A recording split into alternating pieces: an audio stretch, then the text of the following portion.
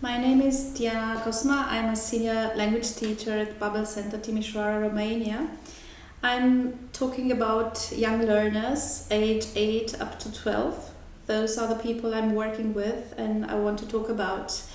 I will present a practical technique to help language teachers exploit the children's reality and young language learners exploit their familiar reality for language learning purposes. This involves a shift from the traditional learning model towards a more learner-centered model. Children in young age absorb language like a sponge. They live in the present and their world is playing. And children learn best in their comfortable and secure place because their well-being is very important in the process. Trying to make language learning more fun and efficient seems inevitable nowadays.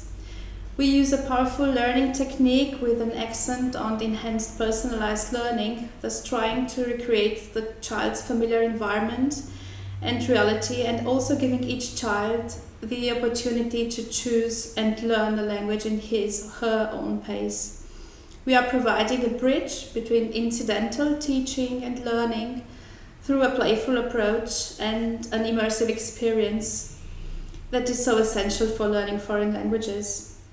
This playfulness, usually absent in a regular classroom environment, is recreating the child's reality and constitutes the essence of our foreign language teaching approach. 10 colorful islands are created using the child's reality and they are integrated in the learning process. Game island, moving island, fun island, moving island, fun island, music island, sports island, adventure island, drawing island, story island, thinking island, and relax island. The space is created to serve the purposed model corresponding to the needs of fun, function, and flexibility. The model needs a fluid circular space, allowing the children, and this is very important, to move freely. Learners are given the possibility to visit the islands in groups, pairs or alone, with explanations of what they can do and explore independently on the islands. They can explore the islands whenever they want and how often it is needed.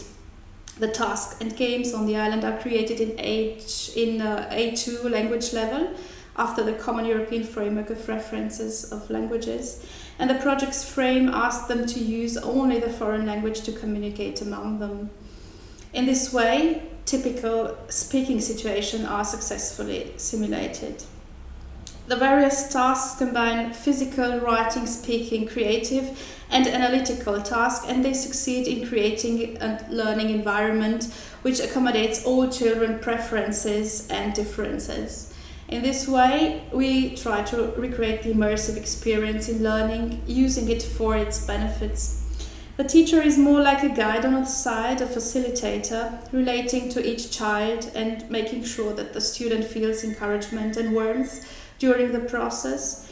Emotion being very important for children to feel comfortable and secure, as learning reveals very difficult without these conditions. So the teacher's role is to constantly motivate, to mediate, to manage if needed, while at the same time making sure that the students are feeling happy.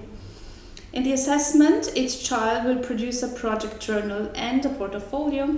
Children know what to do to succeed via negotiating success criteria individually with the teacher.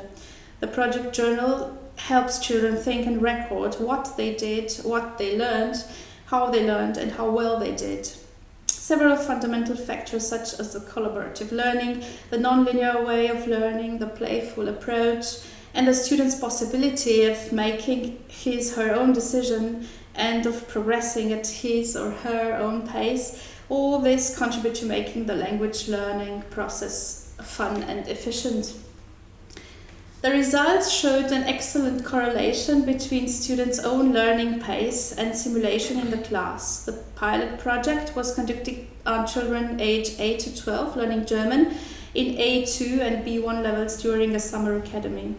Children responded immediately to the approach because they were pleasantly surprised by this new method, adapted to their own way of learning, significantly opposed to regular classes, taught throughout the academic year in a very traditional setup, characterized by the lack of playfulness.